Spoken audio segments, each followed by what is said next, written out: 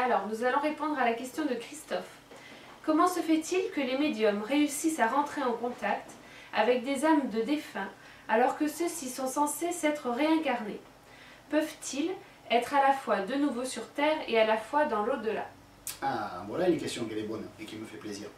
Alors, je ne dis pas que les autres questions n'étaient pas bonnes et qu'elles ne me faisaient pas plaisir, mais celle-là me fait jubiler. Pourquoi elle me fait jubiler? Parce que j'ai l'impression que la personne qui a posé la question, c'est qui? Christophe. On ne va pas dire le nom. Non, d'accord, d'accord. Je ne sais pas, peut-être qu'on se connaît ou non, je ne sais rien. Je connais des Christophe, mais je ne sais pas si c'est celui-là, on n'a pas le droit de donner le nom de famille. Bon, donc la personne qui a posé cette question me fait plaisir parce que c'est un petit peu comme si elle faisait la vidéo à ma place, parce que la question en elle-même est déjà une réponse. Il faut dire les choses comme le sont.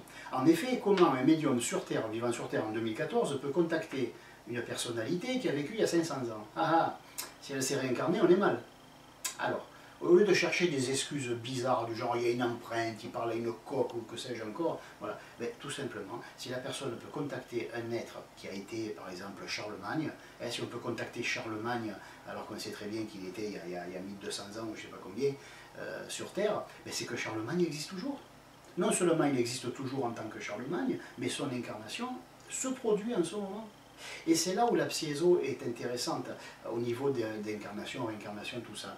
Que dit l'hindouisme? L'hindouisme dit que nous avons plusieurs vies. Bon, maintenant j'ai envie de dire, c'est qui nous, s'il vous plaît? Pourquoi ils n'ont pas expliqué? Parce qu'à l'époque, ils n'avaient pas envie d'expliquer et que les choses étaient déjà assez compliquées comme ça. Mais nous ne sommes plus il y a 2 ou 3 ou 4000 ans. Nous sommes en 2015. Il est quand même temps de dire aux gens que quand on voit une personne dans la rue, ce que l'on voit de la personne, ce n'est pas la personne globalement, c'est une partie de la personne. Même une personne qui parle, qui s'exprime, ce n'est pas la personne globalement, c'est une partie de la personne. Pour pouvoir connaître une personne dans sa globalité, il faudrait vivre avec elle pendant des semaines, des mois peut-être, parce que c'est riche une personnalité. Alors imaginez un soi. Alors de dire qu'une personnalité se réincarne, mais c'est effarant, ça fait peur. Si je me réincarne, je meurs. Parce que pour me réincarner, il faut que ma mémoire vitale, autrement dit, dans mon corps vital, tout ce qui a été Serge Bassino, il faut tout effacer. Donc je ne vais plus me rappeler qui je suis. Bien sûr que ça arrive, hélas. Et on l'a dit dans d'autres vidéos, on a expliqué pourquoi ça arrivait. Parce qu'on fait ce qu'on veut après tout. Si on veut se suicider, c'est pas grave. Hein. Sur la terre comme au ciel, on peut se suicider. Et sur la terre comme au ciel, il y a des suicides. Mais si je me réincarne, je meurs. Si je me réincarne, j'ai la seconde mort, la vraie. Parce que je ne saurai plus qui je suis. Je pourrais quoi? Contacter qui j'étais? Mais non, ça n'existera plus. C'est mort. Quand c'est mort, hein, voilà, on ne peut plus contacter ce qui est vraiment mort, ce qui a vraiment disparu. Donc la question explique bien que si on peut contacter, médium ou autre, peu importe, si on peut contacter un être qui a vécu il y a 1000 ans, c'est que cet être qui a vécu il y a 1000 ans vit maintenant. Sinon on ne pourrait pas le contacter maintenant. Hein, on a presque envie de hurler, de dire mais qu'est-ce qui a pu se passer dans la tête de l'être humain pour qu'il ne fasse pas tilt? On ne peut pas contacter quelqu'un qui est mort, il faut arrêter.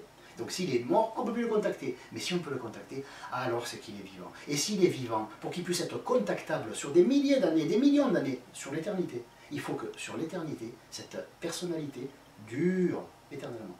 C'est pas compliqué. Bon maintenant, alors est-ce que les hindous se sont plantés ou ils ont pris pour des ânes? Mais non. Les hindous, ils ne parlaient pas de la personnalité. Ils ne voulaient pas dire que cette personnalité qui est dans ce corps qui marche sur Terre, c'est ça qui se réincarne. Ils voulaient dire que le soi naturel, l'individualité, à plusieurs vies. Oui, le soi naturel, ce qu'on appelle nous le soi naturel en psiéso, on pourrait appeler ça l'individu. L'individu, l'individualité, se réincarne, oui, mais il se réincarne en simultané. Pour lui, le temps et l'espace n'existent pas. Combien d'ésotéristes ou de spiritualistes, parce que les ésotéristes ne le font pas, heureusement, les spiritualistes disent « Ah, il n'y a pas de temps, il n'y a pas d'espace. » Bien sûr, mais il y a des vies antérieures et des vies futures. Oh, qui on prend pour un con, là, il faut arrêter, quoi. Je m'excuse, mais bon, des fois, il faut arriver à puiser un petit peu dans nos réserves de bon sens, hein, et on quitte un peu tout ce qui est cuicui, les petits oiseaux.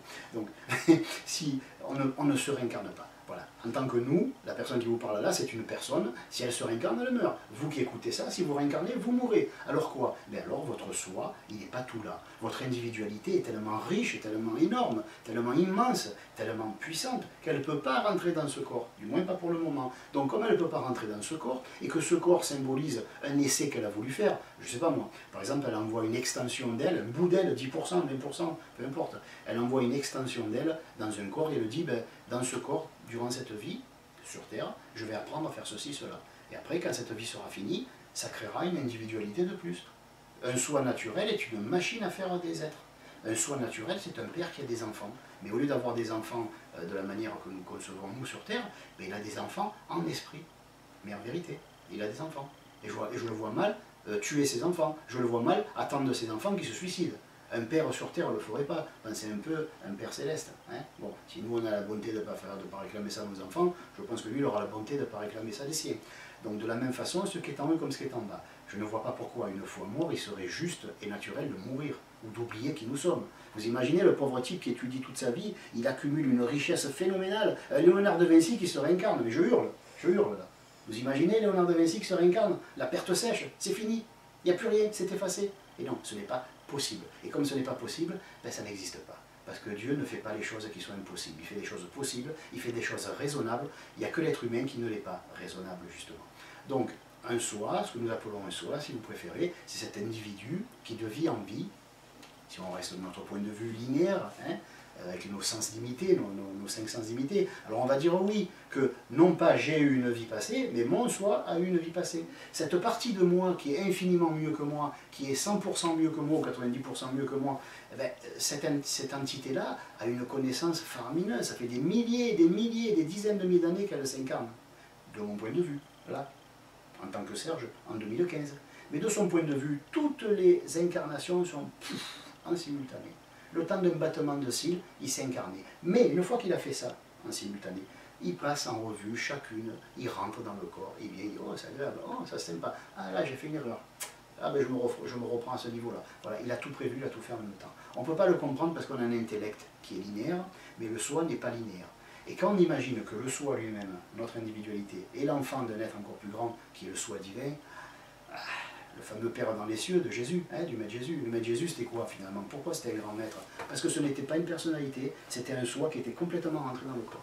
Et comme c'était un soi, il parlait de son Père divin. Il était vraiment le Fils de Dieu, le Fils d'un Dieu. Nous avons tous un Dieu qui est le nôtre, un Père spirituel et un Père génétique, on va dire, de la génétique des âmes. Hein, voilà. Qu'est-ce qu'il y avait d'autre comme... C'est tout. Je ne me suis pas trop éloigné, j'ai répondu à la question. Oui. Ben voilà. Merci pour ta question et n'hésite pas à nous en reposer d'autres. À bientôt.